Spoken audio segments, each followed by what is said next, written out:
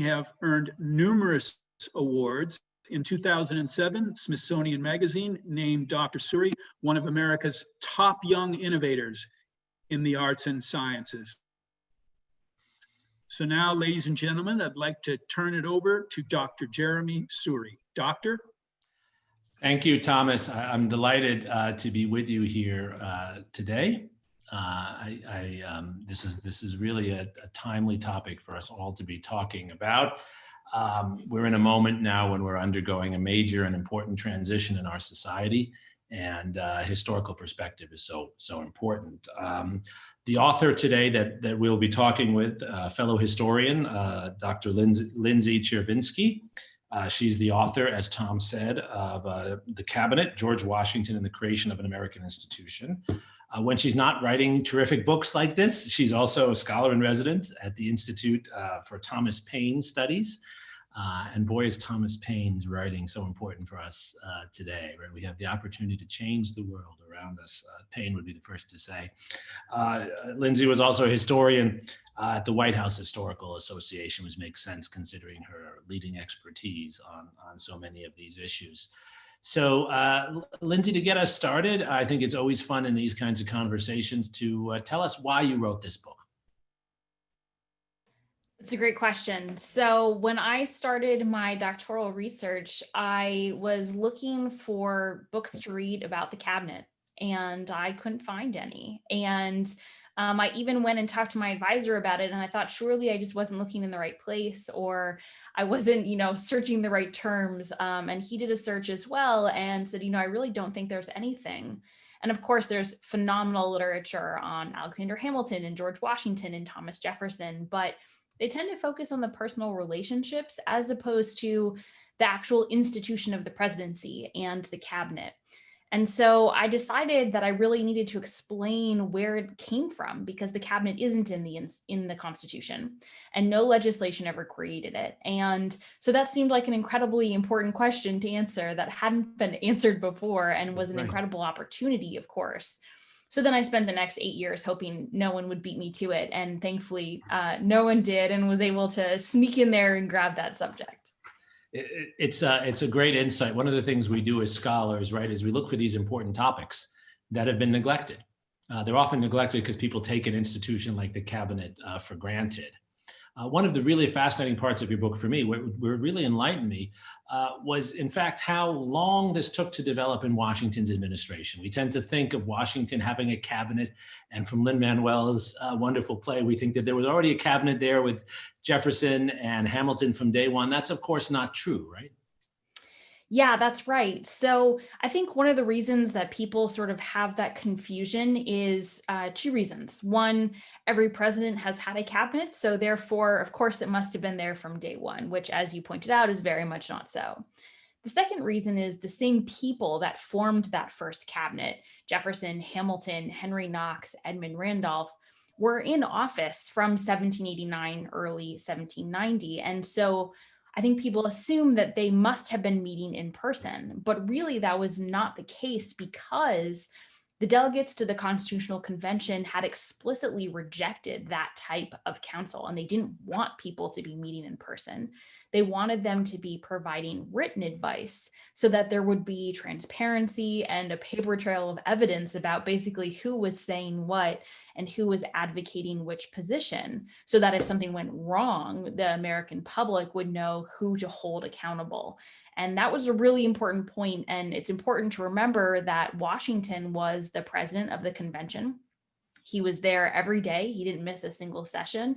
And after the day's events, he then went and socialized with all the delegates, many of whom were his good friends, and they drank tea and went to the theater and went dancing and had dinner together. And so, I mean, we don't have records about what they discussed, but my money is probably on the day's events. So he had a really good sense of what was expected of him, including the fact that he was not supposed to actually have this in-person council, which I think is one of the reasons it took him 2.5 years to actually create it, because he was reluctant to go against those expectations. And we should say they weren't just drinking tea, right? They were drinking they were drinking lots as well. I mean, afternoon, and then, other things later, more fun things later. I think Ben Franklin was drinking other things the whole day long, probably. That's probably right. So why did Washington then, knowing as he did, and you laid this out so well as you do in the book, that the idea was for the Secretary of State, Secretary of Treasury, and others to be operating with some independence from the president and with more transparency through the written word, and not a parliamentary cabinet government, which is what they would have seen from Great Britain, right? What was it that moved Washington? You described this in your first 3 chapters, I think. What is it that moved Washington to then, in a sense, go back on the assumptions of the Constitutional Convention? Yeah, well, like so many people before and after Washington, sometimes the best laid plans don't actually work once the rubber hits the road. And so Washington got into office and he tried to govern with the options that had been laid out to him. And that written advice component was a very important part of that.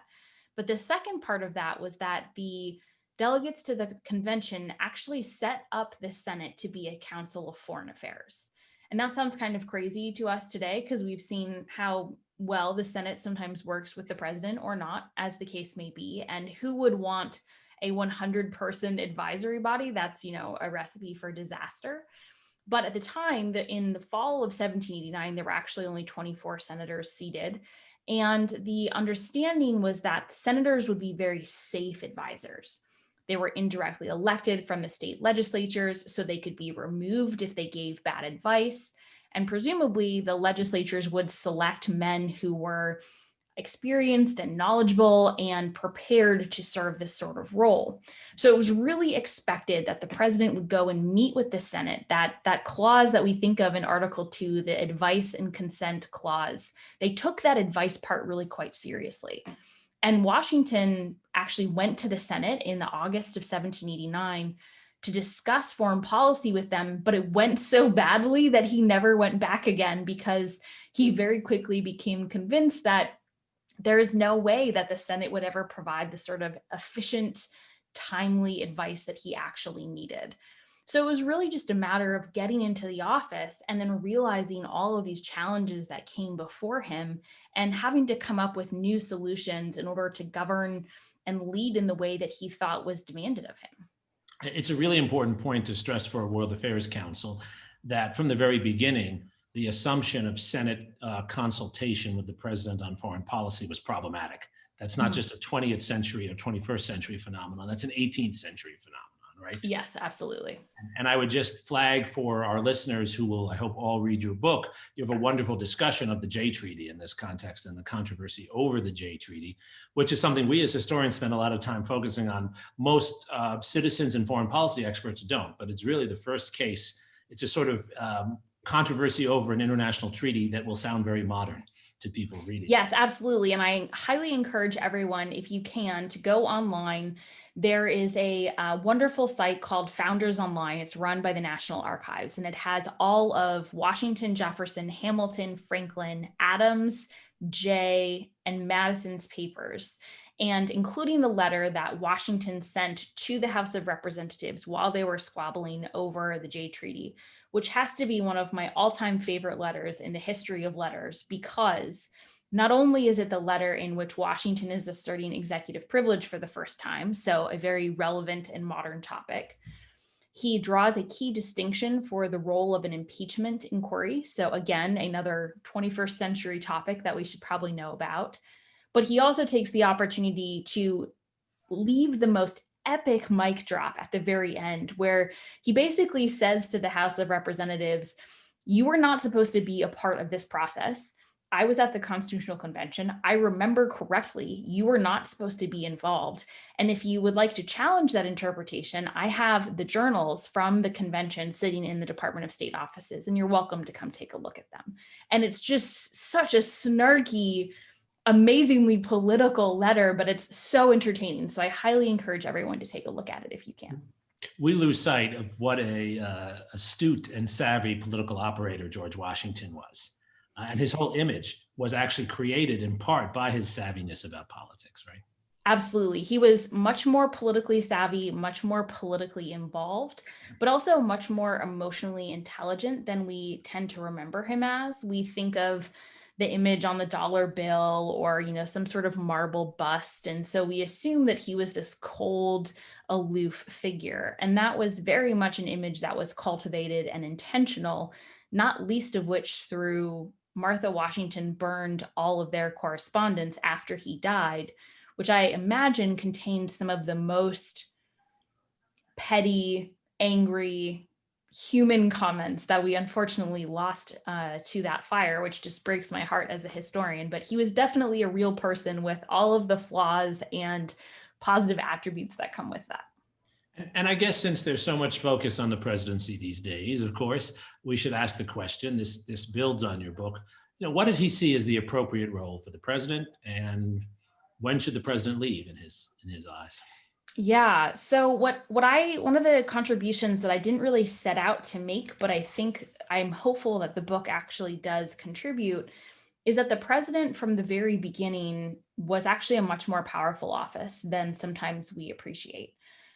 Generally, we think of the Civil War as a moment of a lot of executive authority or World War II, but Washington and the cabinet worked really hard to carve out spheres of authority over diplomacy, over domestic issues, including rebellions and insurrections, over constitutional interpretation from the very beginning. And the secretary's role in that was not to increase their own power, but to boost the power of the executive. And Washington was very much in line with that position because he had witnessed what happened when there wasn't a strong executive power during the war. And he had very little faith that Congress and the many, people and personalities that were contained in the legislative branch could provide the sort of authority and leadership necessary, especially in moments of crisis. Now, that's not to say that he didn't recognize a very important role for Congress, and he recognized the need to have checks and balances on the various different kinds of power, but he really believed that an active, energetic president that was involved with creating and putting forth policy was essential. Yes. And that actually gave quite a lot of power to the president in that context, didn't it? Yes. So why did he move toward creating the cabinet? I mean, because it's really an interesting story that I'm embarrassed to say I didn't know until I read your book. I mean, your book really covers ground that even for presidential historians had not been covered before. Well, why does he do this? Why does he create this cabinet? So Washington, after he is met with the Senate and dismisses the Senate as an appropriate counsel for foreign affairs, he then relies primarily on individual consultations with the secretaries. So if we think about, in today's context, when we text or when we email, sometimes things are lost in translation or our tone isn't conveyed. And that was certainly true when you were writing by hand, and even more so when you're writing with parchment and quill, because that just slows the whole process down. So Washington was trying to deal with the very complex, very challenging executive, many of which were in front of the president for the very first time.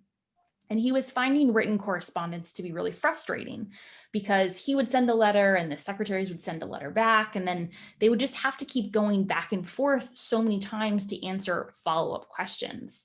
So what he started doing was the secretaries would send him a letter or he would start the conversation, and then they would follow up with one-on-one meetings as a way to nail down any of the other details or resolve any of the other follow-up questions that came up in that initial letter. And that worked for about 2.5 years. But Washington began to realize that there were certain issues like the relationship with France or Great Britain or Spain that touched on multiple different departments. It wasn't just a strictly economic measure. It wasn't just a strictly diplomatic measure, because they often overlapped so strongly. And if there was conflict on the Western borders, then that was a Department of War issue. But of course, that related to diplomacy, which of course related to trade. So he realized that he needed to really get the secretaries and the attorney general, who was a really important advisor on legal issues, all in the same room to be able to provide advice on these issues that really one person could not answer alone. And Right. So Washington convened the very first meeting on November 26th, 1791, which was 2.5 years into his presidency, to discuss just that, these relationships that were super complicated. And nothing much came out of that particular meeting, but that precedent had been set that when issues came up, like the first consideration of using executive privilege, which he didn't end up doing in 1792, he did in 1796, or an international crisis like the neutrality crisis, or a rebellion like the Whiskey Rebellion. These were things that required the participation of multiple secretaries, and Washington felt like it was helpful to have multiple different perspectives offered as well, because he wanted to make sure he was hearing from everyone and not missing any information. And did it work? Did it help? Yeah, well, so, I could tell from the book, because you show strengths and weaknesses in this. Yeah. So, what's really interesting about the cabinet is I think Washington found it to be at times incredibly effective. He liked having the different opinions represented in the cabinet, even if that meant there was going to be conflict. So Jefferson and Hamilton notoriously hated each other, which was brilliantly captured in the musical. But Washington didn't mind that, because it was a way for the two of them to sort of stress test each other's ideas and poke holes in the various arguments, so that Washington really knew what the strengths and weaknesses were of their different sides. Now, Jefferson absolutely despised it. Right. So that only works long term if you have secretaries who are sort of willing to comply with that situation. And that was kind of where Washington ran into trouble, is that not all secretaries were willing to engage in that sort of really combative conversation. But later on in Washington's presidency, after he had had some turnover and the initial secretaries had retired or resigned, some of their replacements really weren't quite up to snuff. And he didn't find the cabinet as helpful. And he largely returned to one-on-one consultations or even correspondence with people outside of the administration, which left a really important precedent, which was that what cabinet structure works for a president in any one year doesn't necessarily mean it will work a couple years later, or even for a different president after that. Right, right. And that's why it's never really been institutionalized, right? The British have a cabinet office and they have an institutionalized structure. We've never had that. It really is a creature of the president, right, as to how the cabinet operates. Absolutely. It's an incredibly flexible institution, sort of by design, which some presidents can do wonderful things with. And the cabinet is an absolute incredible asset and an ability to do outreach and coalition building. And sometimes it's a huge liability if presidents aren't able to manage that flexibility and are either dominated by their cabinets or their cabinets undermine their administration. Mm-hmm. And how does it affect the agencies, do you think? Does it decrease their independence? Does it allow them more influence over the president from the perspective of the State Department or the War Department then? Yeah. So that's a really good question, because it gets at the dual roles of each secretary. Each secretary really wears two hats.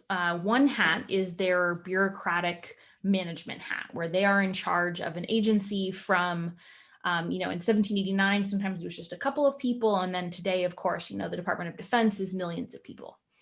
The second hat is that advisory hat.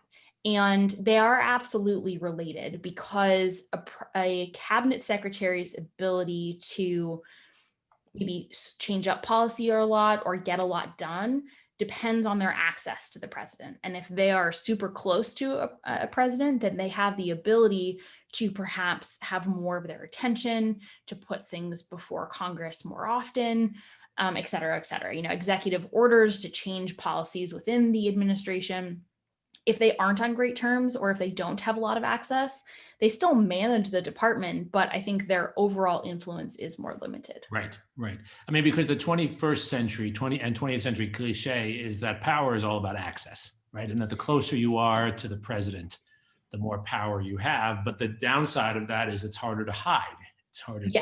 Yes. And there is, it is a cliche, but it's based in real fact and for good reason, especially in the 20th century and in the 21st century. So much of the ability to have access depends on the relationship with the president, or if a president has, so this is a little bit of a confusing terminology, but there are the department secretaries, and then there is also a cabinet secretary, right, who is in theory responsible for managing those relationships.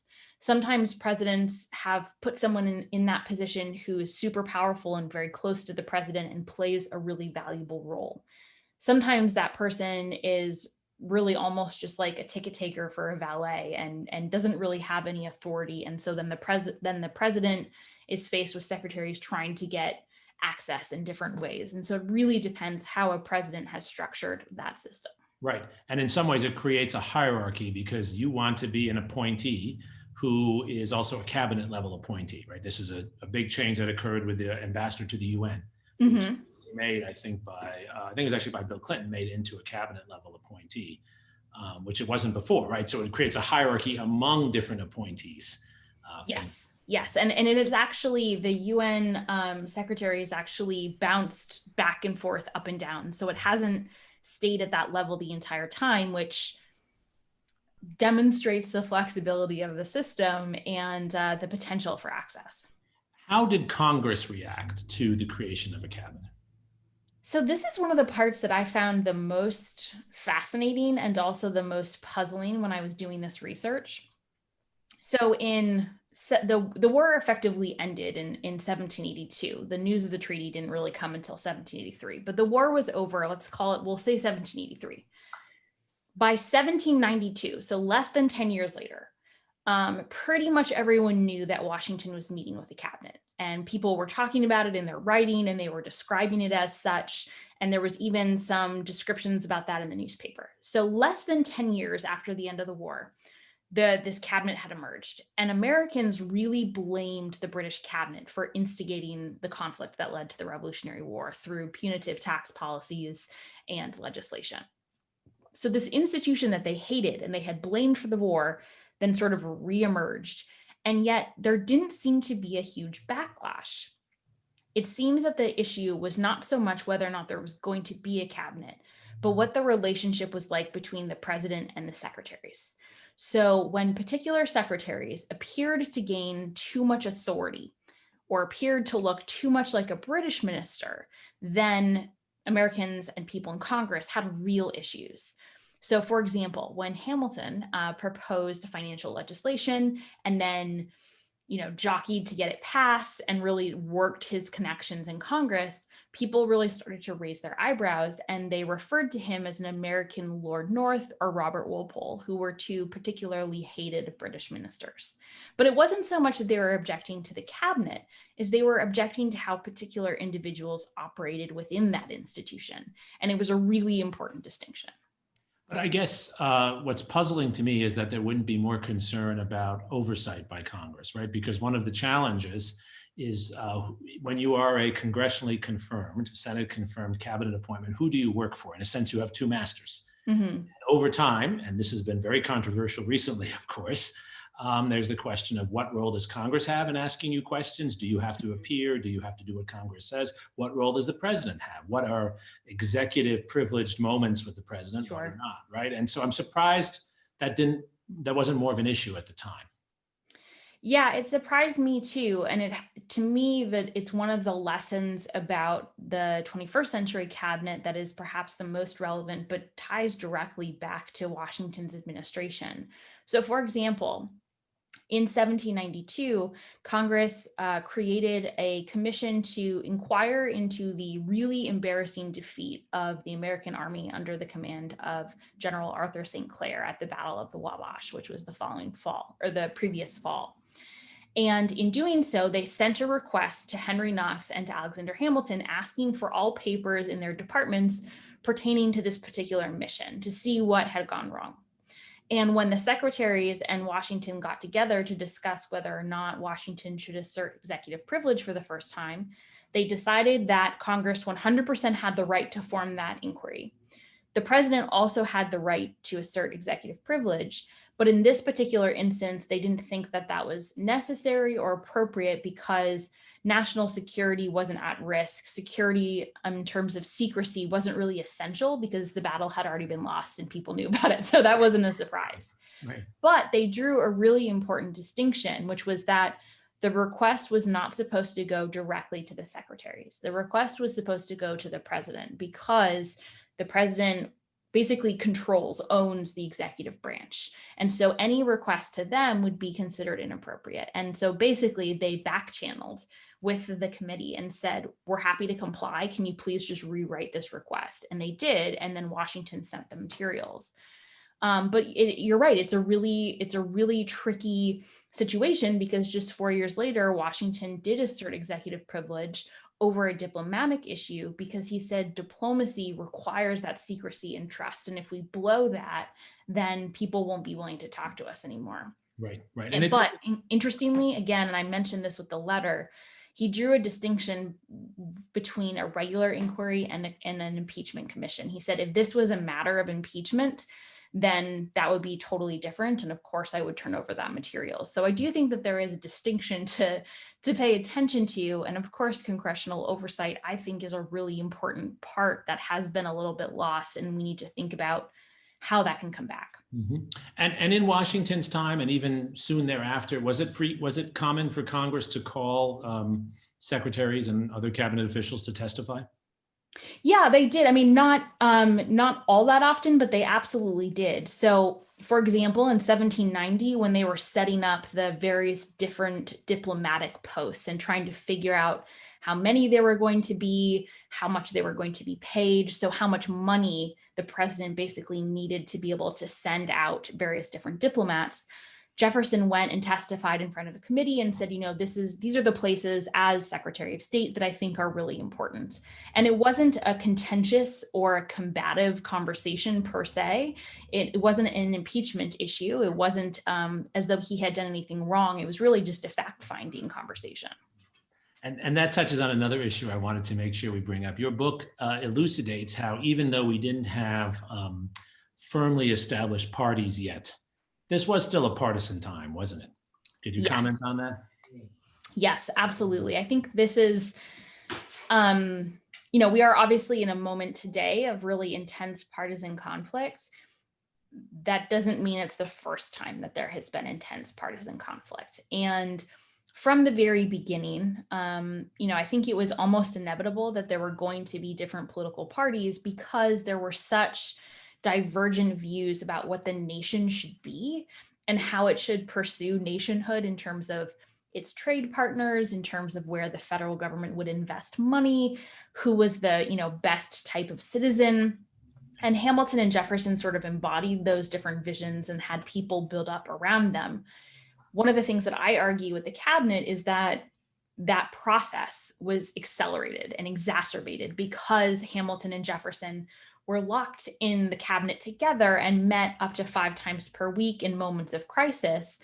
They couldn't get away from each other, and they became convinced that the other was a real threat to the nation, a really intense concern that they needed to do something to combat. And that's really why they started to develop those political machines to try and combat that threat that the other person posed. Right. And it's important that was central to politics at the time. There wasn't any moment when we were free of partisanship and all Americans agreed on everything, right? That's mythical, isn't it? Yeah, it is. I mean, even, the so-called era of good feelings in the late 18 teens and early 1820s, you have people like John Quincy Adams and John C. Calhoun, who of course had wildly different views about pretty much everything in the same cabinet and technically in the same party, but that's just because they hadn't quite yet figured out the split. Right.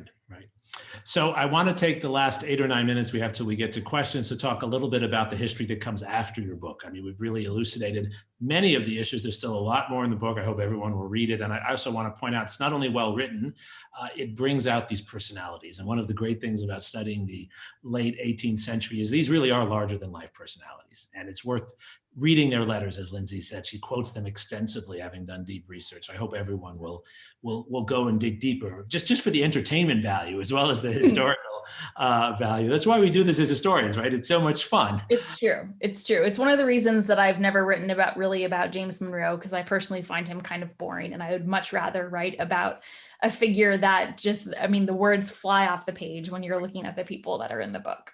Absolutely. I totally agree. So what is the significance, you think, of knowing this history about the cabinet for today? Most people obviously don't know this history. How does it help us understand our own world? Yeah, there are a couple of reasons that I think it's really essential. I've become completely convinced that the best way to understand a presidency and to understand presidential leadership is by looking at a cabinet. Because as I mentioned, that flexibility can be a real problem. And so it's a great way to test how presidents handle almost impossible tasks, because usually the cabinet is filled with big personalities. There's a lot of ego, a lot of ambition, a lot of ideas about power and authority. And so how presidents manage those things is a really revealing way about how they handle pretty much everything else. Mhm. Not to mention, the cabinet is usually at the center of every big event and decision of a presidency, whether it's social, economic, or military or diplomatic policy. So it's a really great way to sort of understand what's happening. The second part that I think that I would emphasize in terms of my understanding of today is, while the cabinet has, of course, changed, it's much larger. There's a National Security Council. There are so many more people at the table, and the way the executive branch works has evolved.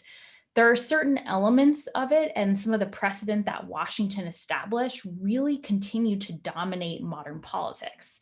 So I'll give you just a couple. So first, Washington created what he thought was a very diverse cabinet. Now, of course, by 21st century standards, they're 4 white guys, so not all that diverse. But at the time, their contemporaries understood that they represented different parts of the nation, different economic, factional, social interests, and were helping to bring together a new country with emotional bonds that were like barely hanging on by a thread. So it was a way for people to feel that they were represented in the administration and that their interests were spoken for. Over the last 230 years, of course, our definition of diversity has expanded. So women and people of color and different religions have grown to be included in the cabinet. But most presidents understand that that diversity is not just an optics, issue. It's actually really beneficial to have people that come from different walks of life so that they can help you understand all the different ways it can be to be an American. Right. The second precedent is presidents decide who their closest advisors are going to be. And sometimes they're particular cabinet members, sometimes they're friends, family members, sometimes that overlaps. So for example, JFK was incredibly close to his brother, who also happened to be the Attorney General. I don't think that would probably happen today, but at the time, that's how it worked. Or sometimes it's business colleagues or people that they knew in a former life. And so the president gets to decide those things. And as we sort of touched on, there isn't a whole lot of public and congressional oversight. And sometimes that works and sometimes it doesn't. And so I think that is something, as I look forward about how the nation can continue to improve, which I hope it does. I think all Americans hope that the imperfect project that we have as a democracy can continue to become more perfect. That's one area for reform that I think would be really valuable and interesting to explore. So it's a great point and a great provocation in many ways. We only have a few minutes left till we turn it over to the more intelligent questions from the more intelligent audience. But I did want to sneak in 2 more if I can. One, especially for a World Affairs Council, we tend, as scholars of foreign policy, as observers of foreign policy, we tend to emphasize, at least since the 1960s, the National Security Council. The National Security Council was created in 1947, but with the rise of McGeorge Bundy, and then Henry Kissinger, Zbigniew Brzezinski, Brent Scowcroft, Condoleezza Rice, so much of the focus is on this body, which is actually chaired by someone who's not even confirmed by Congress, and by definition, not a cabinet member. How would you relate the NSC, which you mentioned before, to the cabinet? And what would you tell us about what the cabinet can reveal about foreign policy that the NSC doesn't? Sure. Well, I think, let me take the second part of that first. I think that confirmation part is really essential, because until the current administration, and I'm not talking about politics, I'm talking just about facts and numbers, there is a Vacancies Act, which requires that cabinet positions are filled within 210 days. And the reason that that is in place is so that the Senate can make sure the people overseeing the departments and advising the president are experienced and knowledgeable and capable and up to that task. And I think that's really important. I don't think we want people who are not knowledgeable or not experienced to be in those roles. And I think also the Senate is a check to make sure, in most cases, that those people are acceptable to the majority of American people. It's a good way to have social proof. Now, of course, there has to be some separation between the intelligence community and foreign policy and the American people. That secrecy is essential for national security for obvious reasons that I know I don't have to explain to this particular crowd. But foreign policy does not exist in a vacuum, and it affects the American people. And I think that it's important to recognize that Americans usually have some strong ideas about foreign policy. Now, it doesn't mean they're always right, but they do have some strong ideas about where things should go and where the world should go. And so I do think that there should be some sort of way. And I came up with this idea. I have no idea if it would work, because obviously I haven't been in government and have not served in these positions. But if there was a sort of mini cabinet of foreign policy and intelligence officials that met with key representatives, maybe, the Intelligence Committee in Congress or something like that, as a way to have a little bit of additional oversight or institutionalized oversight, I think that would potentially be really beneficial. And some very effective presidents of the past have used that. Yes. Well, and it can be a really interesting tool, just like you said, if you can cultivate that sort of congressional support, that's a really useful tool for a president. Absolutely. Both Kennedy and Johnson did that. To some extent, George H.W. Bush did that as well. I think presidents who have been successful in bringing Congress along have learned it's important to make them feel like they're part of the process. Okay, my last question before we turn things over to Rick Putnam from the board. And it is motivated by the world we're in today, but it's a historical question. You only should stick to the history on this, obviously. That's what you and I have expertise in, right? One of the extraordinary things about the presidency is that presidents generally, either after 2 terms or when they lose an election, like John Adams, they leave peacefully, right, in our history. Mm-hmm. Why did they do this, and why is it important? Sure. So from the very beginning, there was a commitment to a peaceful transfer of power. From basically the start of when Washington announced his retirement in the fall of 1796, Adams started thinking about, once he knew he was going to be president, how to provide a peaceful transfer of power. And this was a revolutionary idea, because in the 18th century, typically transfers of power were accompanied by the guillotine, revolution, death, war, very dramatic and bloody things that you generally wanted to avoid. So Americans were very nervous about what it meant to transfer power peacefully. And Adams had an almost impossible task in that. I think we don't give him enough credit for ensuring that transition in a way that laid the groundwork for people that came after him. Now, granted, some of his ideas in retrospect didn't quite work out. He maintained or retained the secretaries that were in Washington's cabinet at the end of his administration, believing that they would be loyal to the office of the presidency. And that really misfired, because they were loyal to Hamilton and really worked to undermine Adams' presidency and foreign policy and all that.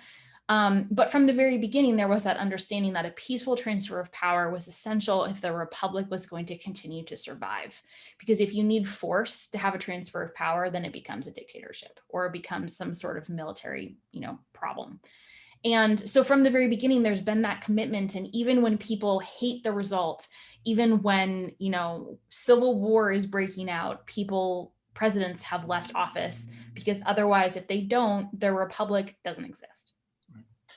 Thank you, Lindsay, and congratulations on your book. Thank you so much. Thank you for the wonderful questions. My pleasure. Rick, it's all you for part 2. Thank you, Dr. Suri. That was really wonderful and fascinating discussion, Dr. Chervinsky. We've got a number of questions from the audience, and I'm just going to read them pretty much verbatim, some of which will take us right back to the beginning of your discussion. So excellent. With that, the first is, how did Washington deal with the struggle being waged between Jefferson and Hamilton? And wasn't Jefferson stabbing Washington in the back as well? Yeah, so when Dr. Suri was talking about interesting characters, this is part of the stuff that he's alluding to, because they were definitely not wallflowers. So Washington felt like, as I mentioned, that the conflict was really helpful, that it made him a better president because he did have those different perspectives, and he forced them to defend their positions. And he actually said as much to both Jefferson and Hamilton when they complained about the other person, or when Jefferson said he wanted to retire.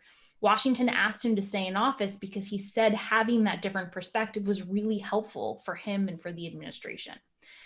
So for initially, he kind of ignored it. And then he just continued to kind of turn a blind eye. But he was definitely at times frustrated by Jefferson's politicking behavior. And he did begin to have a sense of what Jefferson was doing. And yes, 100%, Jefferson was at times trying to undermine the administration. Everything from building a newspaper that would criticize the administration to drafting up proposals for the House to censure Alexander Hamilton, which he submitted to Madison, but everyone knew where they came from, even though they were anonymous. So that's not exactly good Secretary of State behavior. Certainly not what you would want from a loyal secretary. Right. Can you comment on there's been several questions about the team of rivals, being Jefferson and Hamilton, and the book that's been written about them. Can you comment on that book and just sort of the facts and events there? Yeah, absolutely. So the second chapter of my book is actually called The Original Team of Rivals, which of course is a nod to Doris Kearns Goodwin's book about Abraham Lincoln, which is extraordinarily written and tells an amazing story. I differ with the history a little bit because I think pretty much every president until Lincoln had a team of rivals. That was sort of the standard cabinet practice, which was that you were going to try and bring in the best people in your party, and they were going to be a rival to you, and they were going to be a rival to each other. I think where Lincoln was a little bit different than perhaps Washington or Monroe or some of the other people that we think of with terms of team of rivals was he was not the best known. He was not the most experienced or perhaps the most natural fit to have won the presidency. So for example, William Seward, who is his Secretary of State, was much more famous and had been in government for much longer. And Lincoln was still able to pull together that team of rivals. So there's some really interesting comparisons there. And there are presidents after Lincoln who have gone on to do the same thing. Most recently, Barack Obama even referred to his cabinet as a 21st century team of rivals. Got it. Are there any discernible patterns for how presidents have used their cabinets over time? You mentioned, the quite lack of diversity, both gender and color, certainly in the original cabinet members. Has there been any patterns that you've seen emerge in cabinets over time, or have we been stuck in the past in a way? Yeah, there's not too many straight linear patterns because presidents do tend to handle the cabinet differently and with various degrees of success. There are some really interesting parallels. So for example, Ulysses S. Grant and George Washington and Eisenhower all managed their cabinets pretty similarly. Which maybe doesn't come as a surprise when we think about their background and their military training prior to entering politics. But that was a very interesting parallel that I wasn't necessarily expecting. And yet it's very much there. And I think that partly that's because of the military training and partly because their reputations were so unparalleled that they could afford to step back a little bit from cabinet management without worrying that any of the secretaries weren't going to respect them. For presidents who have handled cabinets well, the other piece that I've noticed is that there is usually presidents are better when they manage the cabinets quite carefully. Leaving cabinets to their own devices generally does not lead to good results. So Jefferson and FDR both had incredibly effective cabinets, and they were very hands-on in managing the secretaries, managing their interpersonal relationships, as well as the president's relationship with the secretaries. Along that line, a question I have is, when did the role of a chief of staff come into play, and how did that evolve? Sure. So there were a lot of times there was sort of an unofficial chief of staff. Washington had Tobias Lear, who was his chief private secretary and who often managed the organization of cabinet meetings or the correspondence to and from the president's office. Jackson had sort of an unofficial chief of staff, his son-in-law, and other presidents have, had someone who has managed that. As I mentioned, some presidents have, in the 20th and 21st century, some presidents have really used the chief of staff to manage cabinet access, whereas others, like George H.W. Bush, really rely on the cabinet secretary. That's whose job is in theory to manage that. He put one of his closest friends there, so people knew that that was a really important point of access. Mhm. I actually will admit I have no idea when the position was sort of officially created as a government paid institution. And is it yet, or is it simply Jeremy, a, do you know I think it was actually Eisenhower who created the chief of staff. that? Sherman That's Adams. fitting. Sherman Adams, I think, was the first official chief of staff on the payroll. Interesting. Not- That's fitting. not a mandatory position though, certainly? I don't think it's legally mandated. I mean, I can't imagine how a president would manage the White House without it, but I don't think that there's been legal legislation sort of managing it. Right. Yeah. The chief of staff serves at the pleasure of the president. It's not there's no congressional oversight. I think it's just another executive staff member that's been added on, basically. Well, maybe one answer to that topic is the question we've received from one audience member. In my reading about Martha Washington, I have learned that she represented the president in various affairs and was always at his side. In your research, did you discover more about her sphere of influence? Yeah, so Martha was incredibly important to George, but more for personal reasons than what we think of as a traditionally political role. So she provided him a sense of comfort and a sense of home. And that was one of the reasons that he asked for her to come to winter quarters every single winter that the army was in camp during the Revolution. She played a very important social function as the First Lady, cultivating a social scene and demonstrating the appropriate Republican virtues. This is little r Republican.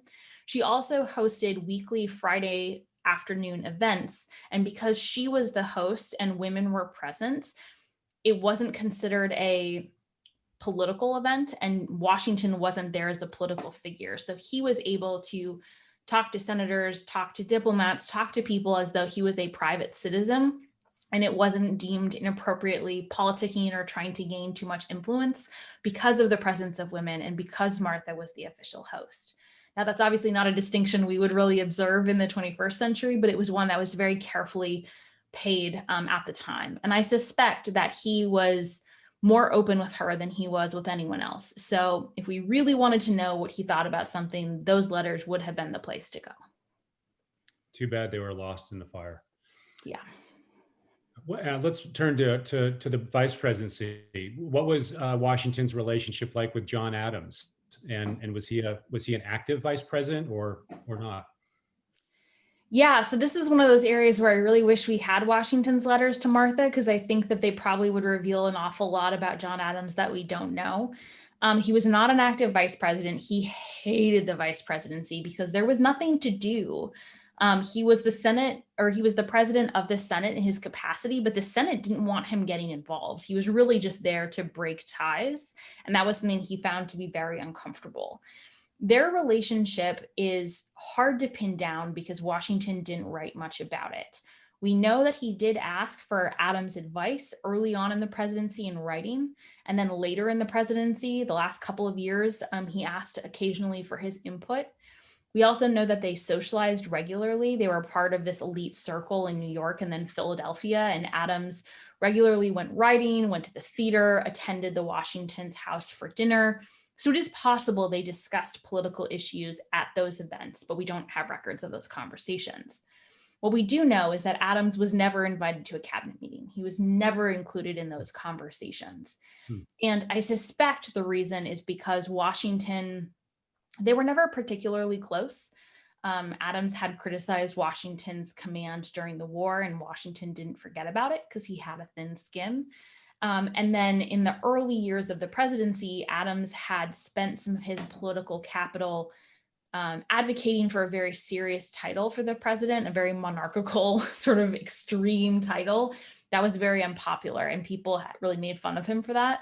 And so I think it's possible that Washington didn't really trust his judgment quite as much and maybe kept him at arm's length because he was concerned that that would rub off on him. Interesting. One question relates to that early future presidents seem to have risen out of the State Department, and later future presidents seem to emerge out of the VP job.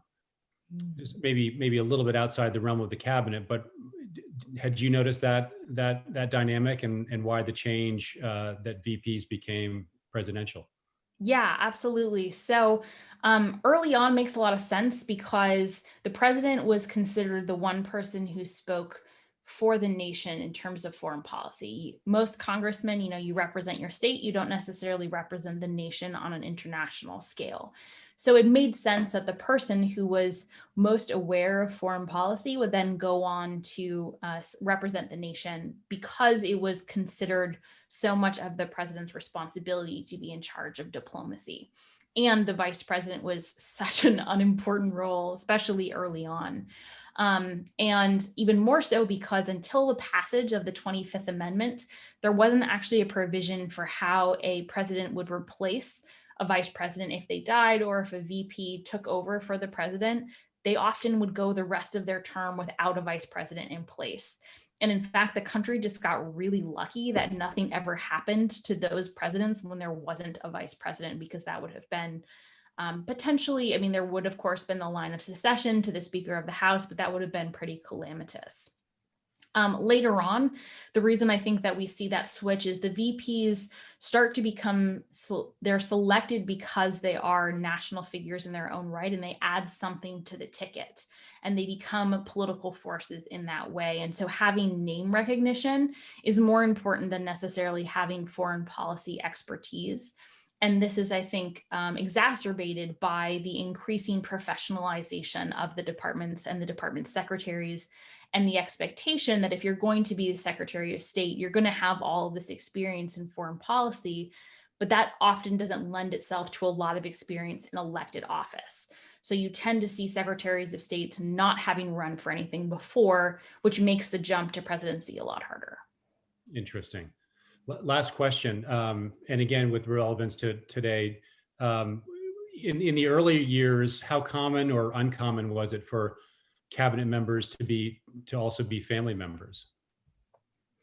It was very uncommon. It wasn't all that unusual for family members to potentially serve other roles. So whether it was the unofficial chief of staff or an advisor, or they would receive a position like a customs officer in a particular port, or a local postmaster general, or, in the case of the Adams family is a little bit of an aberration because John Quincy Adams is a foreign minister while Adams is in office. But there was actually a real concern about nepotism, and you didn't want to be tainted with that brush. So Presidents, Washington in particular, was very cautious about not having appeared to give any preference for any family member. Got it. Thank you. Well, we've come to the end of our questions from the audience. So on behalf of myself and Tom, it's been a wonderful time chatting with both you, Dr. Chervinsky and Dr. Suri. Thank you so much. I'm going to turn it over to our leader, Nora Valenzuela. Nora? Thank you very much, Rick. Thank you so much, Doctor. It was an amazing and informative information session. Thank you so much. Also, thank you, Dr. Suri, for the great questions that you had. I felt like I was in a governor class again, or government class, I should say, back in high school. When I first came to America, I was a little girl, and I remember when I took my first government class, I asked my teacher, why do they have two parties in America? And in a really nice way, he said, well, young lady, so we won't have a coup d'etat in our country. I said, really? So why can't the people all work together? He said, well, because the differences of opinions just bring a different perspective, and time changes. So it's always good to have an opposing view. And I thought, what a profound way of looking at things. And I just wish moving forward, we can look at it that way, in a profound way. So thank you, our audience. We actually had guests from a number of different states within US, including California. The large number of our audience was from California, but we also had a few people from out of state. And thank you for joining us. It's wonderful to have a digital platform where we can have outreach outside of our area of service here in Southern California. On behalf of the Board of Trustees and Executive Board, I wish to thank both of you. I hope when we can have an event in person, you will join us, and which at that time I would be buying you a glass of wine at this time, or your preferred drinks. I know Dr. Suri was talking about that earlier, so that's why I mentioned. Yes. Yes, and also to let you know, I did buy your book, so I am going to read it. Yes, starting tomorrow. I put in the chat box, of course, if we were in person, I would love the opportunity to sign books, which I can't do. So I did come up with a personalized book plate, which I designed. It's a sticker. And so I put in the link. You can just enter your information and I will sign that and send it to you. And it's a way of sort of signing books in a virtual age. Oh, wonderful, wonderful. Director Brandon did the same thing for us when we purchased his book. He did make it, which is wonderful having that. And I love the poster behind you. I am a dog lover too. So well, then you'll love the book plate because I will for sure. Thank you so much. I know there are more people who will be buying the book at the later time, but we'll make sure that it will get broadcasted also in our future broadcasts and the newsletter that will be going out very soon. Please do log in and take a look at our upcoming programs for the rest of the month, which will continue on a digital platform as webinars. And for all of our guests who join us, we always also extend you an honorary membership. So both you are our honorary membership of the Orange County chapter now, and you will be getting our broadcasts moving forward. Thank you again, everyone. Be safe, and hope to see you again soon. Thank you. Thank you. Good afternoon. Bye-bye.